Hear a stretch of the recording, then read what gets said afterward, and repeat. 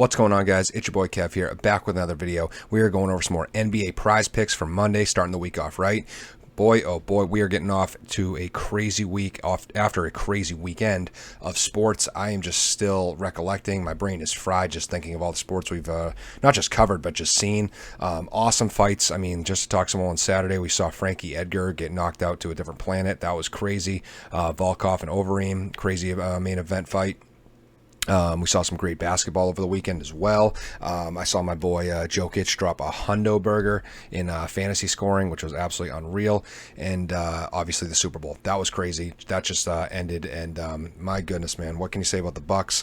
Tom Brady. I mean, Chiefs just didn't implement their game plan. But, you know, I hope it makes them hungry. I really do. I like Mahomes. I like the Chiefs, and I hope they come back hungry. So that was crazy, though. Awesome games. So, yeah, guys, if you're new to the channel or new to Prize Picks, I'll give you the breakdown I do every single time. So PrizePicks is essentially a daily fantasy sports platform where instead of picking players, you pick the projections and over-unders of those projections of these players. So as you see, we got Gordon Hayward at a cool 38 right now. I can either pick over or under of 38 for Hayward, and I can pair that with another player like a Bradley Beal, Levine. And my favorite thing is you can do it between different sports. My goodness, is there really highlight on here? Did not know that was a professional sport. The only reason I know, you ever see Jackass, that movie Jackass, when I think it's Johnny Knoxville gets absolutely whipped. I think if I'm thinking of the right sport. One sec, guys. Post up real quick. This is important stuff. Highlight. Is that the one where you whip them with that weird like cone looking thing? Yeah. So he gets hit with an orange at about 100 miles an hour. Check that out if you haven't. But that's unbelievable. So yeah, apparently you can pick and match it with highlight too. A sport I haven't heard about in 15 years.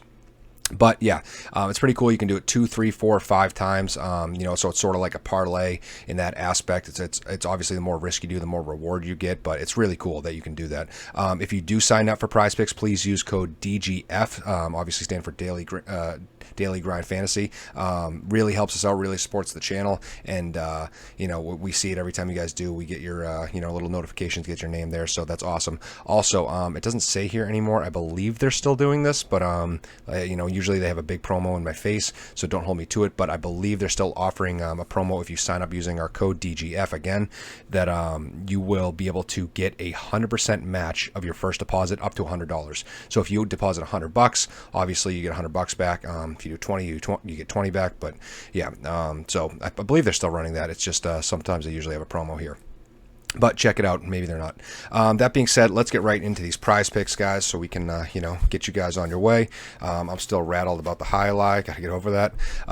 So, yeah, excited to get in some basketball. Guys, I'm loving the fantasy basketball aspect, too. I'm starting off. I'm 6-1 right now. I am absolutely jazzed. I'm trying to think. I don't think I have anybody here on my team except for Pascal. So, you know, everybody else is, you know, dead to me. But, you know, that's cool. So, Gordon Hayward, 38 points. I'm going to say over of 38 for Hayward. I mean, I've said it before, you know, he can bring himself back to my love list. I loved him for a little bit, then he had a little slump, kind of stopped taking him, just avoided him, said I wanted to see more consistency out of him.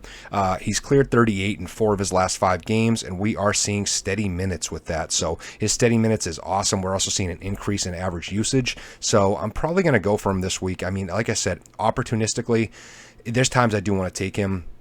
This is one of those times. He's playing consistent. He's at a point of playing well, and he's facing the 29th defense against the position. So I will be taking the slight over of Hayward at 38. Moving on, we got Bradley Beal at 52.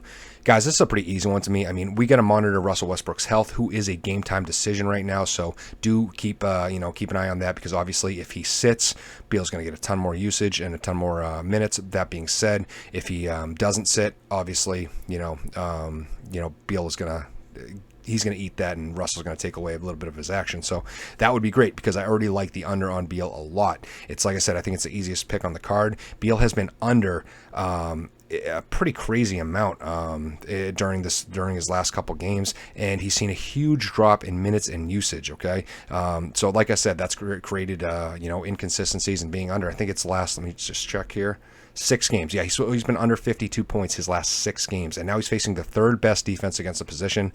I think that's a pretty easy under for Bradley Beal, though, again, might want to monitor Russell. That might change your decision a little bit. Moving on to Zach Levine.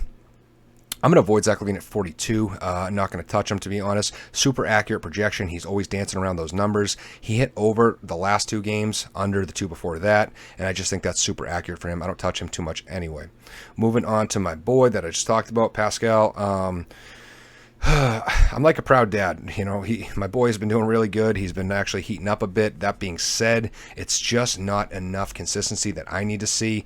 Maybe you could take a dart at him, but I will say it certainly doesn't help that he's facing the #1 defense in Memphis. So, if there was any hope for me for taking him with the little consistency he showed, it kind of got shot down by his opponent. So I'm probably just going to avoid him altogether, unfortunately.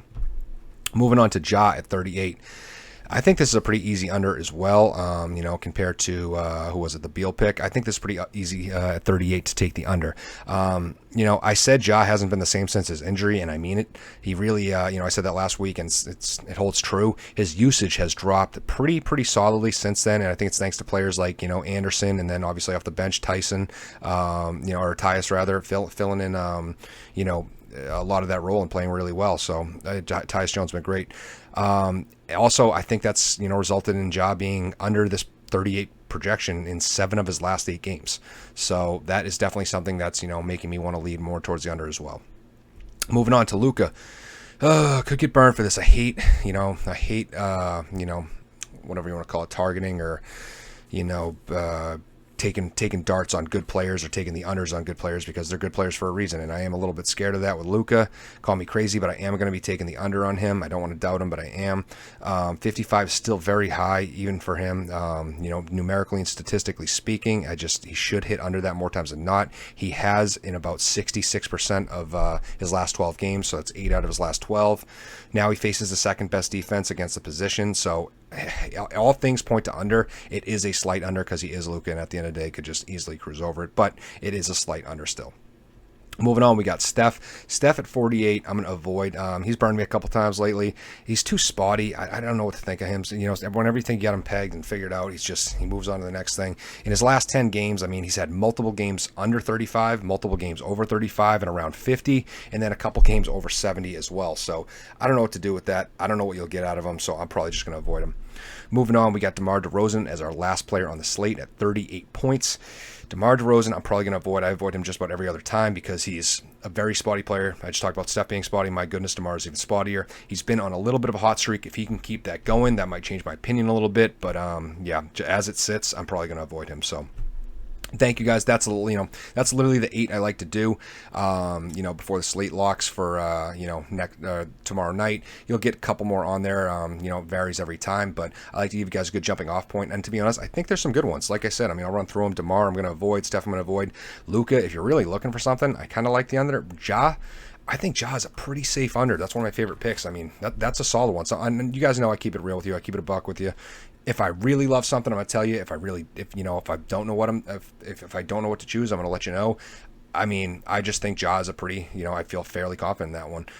Pascal, I'm going to avoid. Levine, I'm going to avoid. Bradley Beal, another one I feel pretty good about. If I'm going to start one, if I'm going to start these, these prize picks, I'm probably going to, Beal and Ja are going to be my anchors for the under.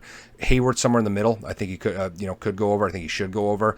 Wouldn't shock me in the slightest if he, falls onto that. But I definitely think our top 3 picks are still. We're looking at this little elbow here, so of Beal, Hayward, and Ja. So thank you guys for tuning in. I really appreciate it. We have a ton more content coming up. We got some MMA. Sadly, no more football, but me and TJ and Matt will talk. I might just start kicking out football this week. I know everyone's going to be missing it. We're going to be going into football depression here for a little bit, but it'll come back soon, and it's never too early to start talking about football. But let's keep rolling with these NBA prize picks because NBA has been on fire and a lot of fun. When I'm watching my players get 105 points on the night, I'm definitely loving it. So thank you guys for tuning in. Really appreciate it. If you did enjoy it, please like, subscribe, and smash that notification bell. And as always, let's cash.